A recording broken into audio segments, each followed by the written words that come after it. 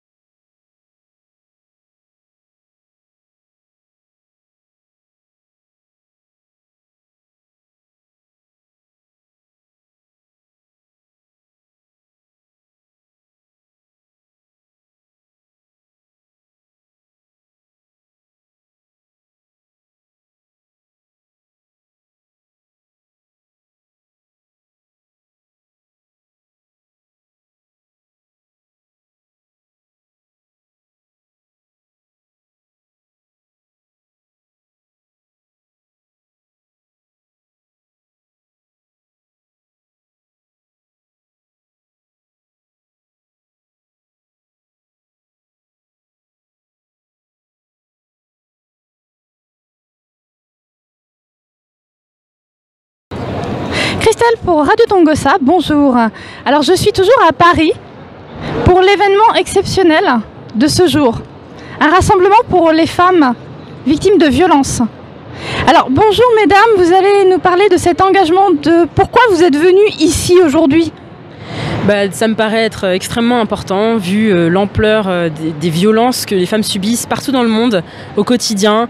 Les chiffres qui sont vraiment effroyables quand on voit le nombre de femmes qui meurent sous les coups de son mari, les femmes qui sont violées tous les jours.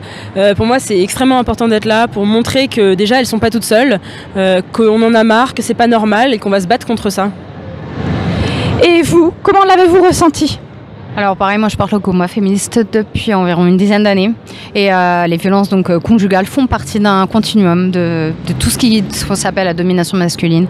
Donc là de nos jours, une femme meurt tous les 3 jours sur les jours de son conjoint, ce qui est un chiffre beaucoup plus élevé que par exemple le terrorisme contre lequel on se bat beaucoup.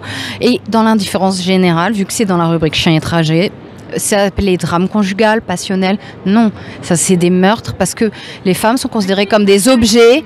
Les femmes sont considérées comme des objets par leur conjoint qui n'a pas le droit de partir s'ils ne veulent pas. Et du coup, ils ne sont pas fous. S'ils étaient fous, ça ferait comme beaucoup de fous. C'est vraiment des choses normales dans le sens acceptées dans la société. C'est pas normal justement que ça soit normal. Donc effectivement, vous êtes là pour crier que ce qui est paraît banal ne l'est pas, qu'il faut en parler, qu'il faut briser le silence, qu'il faut que ça évolue.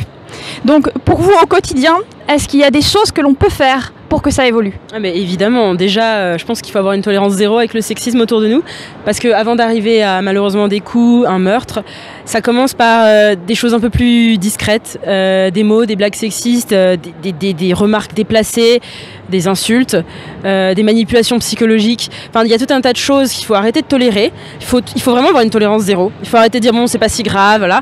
Et puis aussi, déjà entre nous-mêmes, on ne le banalise pas, et puis il faut l'impunité de tous les faut arrêter d'avoir une solidarité en fait avec les harceleurs, les agresseurs. Et puis évidemment en parler autour de soi, lancer le débat, discuter, échanger, voir un petit peu le ressenti, surtout des femmes, hein, qu'est-ce qu'elles ressentent quand rien déjà que de se faire harceler dans la rue au quotidien. Et puis voilà, je pense que c'est très important d'en parler en fait. Ne pas se sentir coupable, c'est ce qu'on entendait tout à l'heure. Permettre aux victimes de comprendre qu'elles ne sont pas coupables de ce qui arrive, elles ne sont pas coupables des coups qui arrivent, elles ne sont pas coupables du harcèlement qu'elles vont subir, elles ne sont pas coupables de ces mots. Pour vous, c'est essentiel, c'est quand même quelque chose qu'il faut transmettre à la nouvelle génération ? Alors déjà, c'est vraiment très important d'éduquer les enfants dès le plus jeune âge à ça. Donc tout ce qui est culture du viol, toute cette tolérance envers toutes les violences, les remarques, ouais t'es sexy aujourd'hui, ça peut paraître banal, les blagues, sur où t'appelles pute. Mais au final, ça commence par là. Et puis après, on banalise le fait que la femme est un objet, est une décoration. On peut critiquer son physique comme ça, sans qu'elle ait rien demandé. La traiter comme encore rien, trouver normal que ce soit elle qui s'occupe de toutes les tâches ménagères des enfants. Non, ça n'est pas normal. Et donc, oui, dès la jeune génération, il faut éduquer les enfants à à être égaux. Il n'y a pas de gènes ou d'hormones qui fait que les hommes ont un comportement déviant. Non, c'est juste une société, c'est juste une culture dans laquelle on baigne qui fait que les gens se comportent comme ça, c'est tout. Ça n'est pas naturel. Oui, donc au XXIe siècle, la République a encore des questions à se poser sur son évolution, c'est ce que l'on peut constater. Pour vous, en tant que femme, vous vivez toutes les luttes au quotidien. C'est essentiel d'être venu aujourd'hui, c'est essentiel que ça continue. Évidemment que ça continue. Évidemment, enfin, il n'y a pas de doute. De toute manière, là, les violences, le problème des violences n'est pas du tout réglé. Loin de ça. Il faut qu'on continue, il faut qu'on monte aussi en ampleur, en puissance, voilà. Faut continuer de se battre, mais au quotidien. Et c'est un combat qui va être encore très très long, mais qui est très important. Et surtout, il ne faut pas perdre espoir. Même si des fois, c'est quand même dur. Des fois, c'est... Ouais, parce qu'on voit que les gens, comment ils réagissent. Par exemple, Marie qui se fait harceler parce qu'elle a reçu une claque, des gens qui lui disent, des mecs qui lui envoient des messages du Holiday, tu mérites la mort, c'est quand même grave. Oui, enfin voilà.